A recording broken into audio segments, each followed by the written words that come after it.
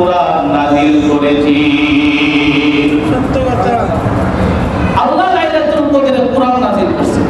কি নাযিল করছে বলেন না একটু? কুরআন। আর জোরে বলেন না কি নাযিল করছে? কুরআন নাযিল করছে। এটা আমার আপনার ওই অন্যান্য বইয়ের মতো না। সবাই তো বলবো আর ফলাতে আম এই বই না। ওদের করতে আসছে যে আমটি আমি খাবো পেরে এগুলো পড়ছেন না আপনারা? ওরা আমাদের করে না কার আপনি পায়দা খাইবেন সরাইতে যে আমটি আমি খাবো পেরে কার আমরা খাইবেন নিজের না পরে দেশে আসি না আপনাদের ওইটা কিন্তু শেয়ার হয়েছে আম পায়দা খাইলেন এরকম হাবিজাবি পড়ার জন্য কোরআন না আল্লাহ তাআলা বলছেন এই রাতে কোরআন নাযিল করছি এই জন্য এই রাতের দাম আমার কাছে সবচেয়ে বেশি। সুবহানাল্লাহ। এই রাতে কোরআন নাযিল করার কারণে এই রাতের দাম কি হয়ে গেছে?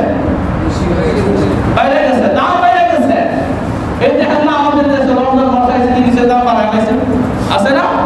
হ্যাঁ একটু কৃত্রিম সম্পদ দেখলে তার দাম আরো বাড়ায় না। তেলের দাম বেশি দিকে হয়েছে তেল আছে দিত না তেল কি আছে দিত না কি লেগে যে সংকট দেখা দিচ্ছে কয়দিন করে 2 টাকা কেজি দিব 400 টাকা 500 টাকা কেজি দিব এই জন্য তেল এখন চাচ্ছে সব ব্যবসায়ীরা যখন একটু সংকট দেখে তার স্টক করা মাল আর ভিতর থেকে বাইরে আনে না দেখতেছে একটু সংকট কয়দিন করে দাম বেড়ে দেবে কৃত্রিম সংকট দেখা যে জিনিসের দাম বাড়ায় আল্লাহ রাসূল বলেন তার প্রতি আল্লাহ এবং তার রাসূলের লাভ আর অভিশাপ সে সাময়িকের জন্য কয় টাকা লাভ করে বিক্রি করতে পারবো তার ব্যবসা ধ্বংস হয়ে যাবে বাটপারি তার সাথে করবে না।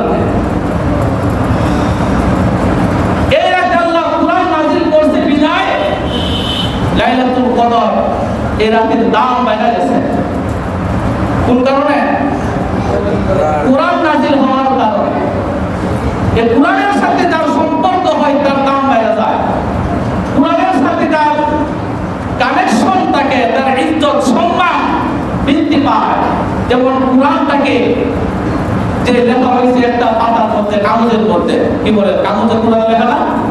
হ্যাঁ কাগজের মধ্যে কুরআন লেখা কিন্তু এই কাগজের মধ্যে তার অনেক কিছু লেখে একটা সাদা কাগজের মধ্যে গান লেখে গান লেখে না গান লেখে কবিতা লেখে গদ্য লেখে কত ছবি আঁকে কিন্তু যে কাগজটার মধ্যে গান লেখা আছে কবিতা লেখা আছে ছবি আঁকা আছে এই কাগজটা রাস্তার মধ্যে পাইলে এটা তো ধরে একটা সুমা দেয় কি বলে কিছু করেন না কিছু করেন না এ রাস্তার কোনো কিছু বোঝা যাবে কিন্তু যে কাগজটার মধ্যে কোরআনের আয়াত আছে যে কাগজটার মধ্যে কোরআনের আয়াত আছে কোরআনের অক্ষর আছে এই কাগজটা দেখলেই তো ধইরা এখান থেকে সরায় ভালো একটা জায়গায় রাখার চেষ্টা করেন কি করেন না?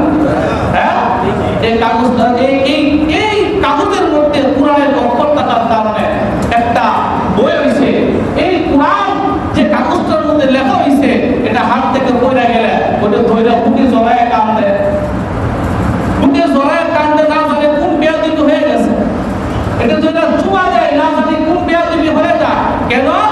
এই কাগজের মধ্যে আল্লাহর কালাম লেখা আল্লাহর কালাম আল্লাহর কথা এই কাগজের মধ্যে লেখা এজন্য এই কাগজের দাম বেড়ে গেছে এই কাগজের সম্মান বেড়ে গেছে ইজ্জত বেড়ে গেছে এই কাগজটা নিচে তাদের ধরে চুমা দেয় তাদের বুকে জড়ায় রাখে যে কোরআন শরীফ তাদের আমরা ওই গিলাফ দিয়া তাদের কি বানাই এই কোরআন শরীফ ডাইটা রাখার জন্য কোরআন শরীফের জন্য একটা মোলার বানাই না কাগজ দিয়া ওটা কি কয় গিলাফ কয় কোরআন শরীফের গিলাফ কয় এটা তো একটা কাপড় 50 টাকা 30 টাকা গজের একটা কাপড় আইনা সিলি দিয়া এটা কোরআন শরীফের গিলাফ বানাইছে কি বানাইছে আপনি আনছেন 50 টাকা গজ কিনা কিন্তু যখন ওইটা কোরআন শরীফের গিলাফ হয়ে গেছে এই গিলাফটাও যদি রাস্তায় পড়ে যায় কোনো কারণে আপনার পায়ে লাগে এটা ধরে আপনি চুমা দেন কি না?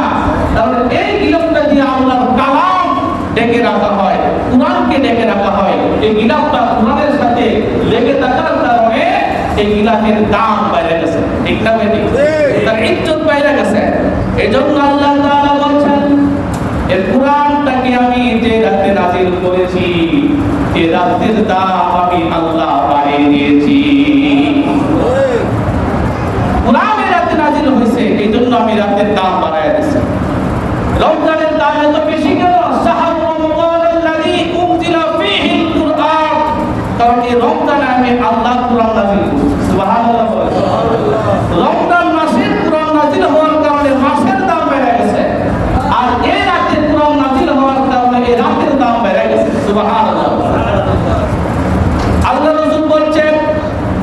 কোরআনের সাথে যাদের সম্পর্ক থাকবে আল্লাহ রাব্বুল আলামিন তাদের দাম বাড়ায় দিবে।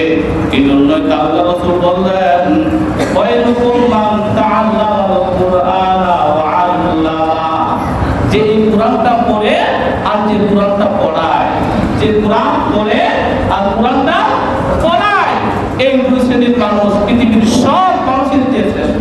সুবহানাল্লাহ। সব মানুষের চেয়ে শ্রেষ্ঠ কেন? যিনি পড়তেছে কি করতেছে? কোরআন। যিনি পড়াইতেছে কি পড়াইতেছে? কোরআন।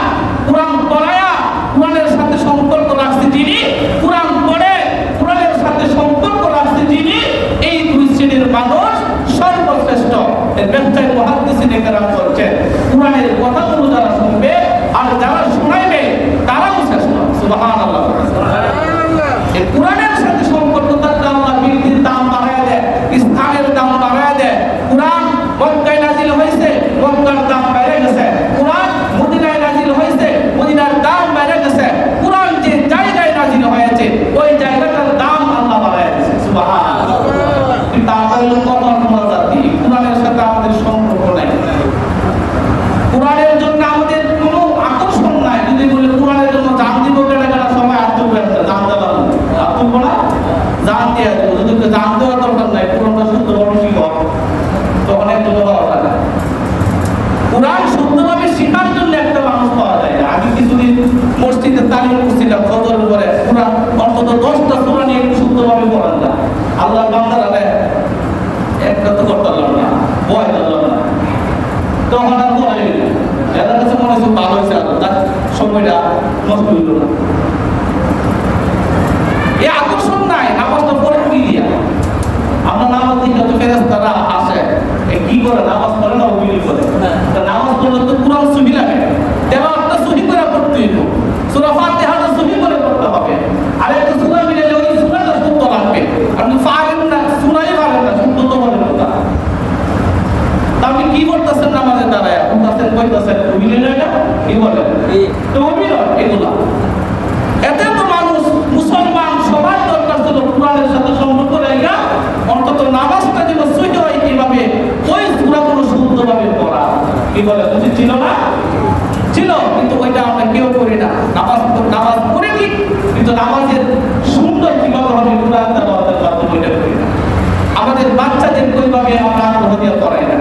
এমন অনেক গার্ডিয়ান আছে কত পড়া পরে সকালে 5 মিনিট, বিকালে 5 মিনিট, মাগরিবের পরে 5 মিনিট, খাওয়ার টাইম নাই, অন্তত আমরা বক্তব্যের কথা কই, কিন্তু যেহেতু সাপ কেমনি সামলাইব বক্তব্য কোরআন বলবো, এই চাপটা সামলাবো বললে এত চাপটা এমন আছে না নাই? বলে কতক্ষণ আছে না নাই? এত চাপ কেমনি সামলাইব? অথচ যে পুরাটা কিন্ডারগার্টেন হয়ে যাইতেছে, যে মাইয়াটা কিন্ডারগার্টেন কিডনি স্কুল হয়ে যাইতেছে, সকালবেলা এত গরম দেখবেন মোজা লাগাইছে আন্দোলন একটা লাগাইছি নি, এত বড় মোটা একটা জুতা কেস লাগাইছে পায়ের মধ্যে, আছে না লাগাই? হ্যাঁ লাগাইছে। আবার কিছু পোশাক লাগা না, কিন্ডারগার্টেনে একটা নির্দিষ্ট ইউনিফর্ম আছে না নাই? সব কিছু লাগাইছে। লাগায়া তার যে ব্যাগের মধ্যে বই আছে, এই বই রাখার জন্য আর একজন মানুষ লাগে, আছে না নাই? তার বয়স অনুযায়ী তার বইয়ের যে ওজন, এই ওজন হয় না। আর মানুষ লাগে এই বইটা তার স্কুল পর্যন্ত নিয়ে যাওয়ার জন্য। এই বাচ্চারা যেভাবে সাজাইছে বক্তব্যতে স্কুলে ইন্টারনেটে পিজিতে দেওয়ার জন্য, দেখলে মনে হইব এর স্কুলে নিতেছে না, এর মনে হয় কোনো একটা হিমালয় পর্বত জয় করার জন্য যাইতেছে, এবারে পিজি করার জন্য যাইতেছে। মনে হইব তার রূপ, তার অবস্থা দেখেছে চাঁদের দেশে যাইতেছে। চাঁদের দেশে মানুষ যেভাবে সেফটি নেওয়া যায়, তার অবস্থা মনে হচ্ছে এরকম ভাবে যাইতেছে। তার সে সারাদিন করতেছে, এত কিছু লাগে, তার সাপ লাগে না, তখন কোরআন পড়ার কথা বলে তার সাপ লাগে। এই যে অবহেলা, এই অবহেলার কারণে আল্লাহ আপনার উপরে লানত দিবে, কোরআন আপনার বিরুদ্ধে সাক্ষী দিবে, আপনার বিরুদ্ধে মামলা দায়ের করবে। মুহাদ্দিসিনে কেরাম বলছেন কোরআন আবার মামলা দায়ের করে কেমনে? কোরআন আবার যে কোরআন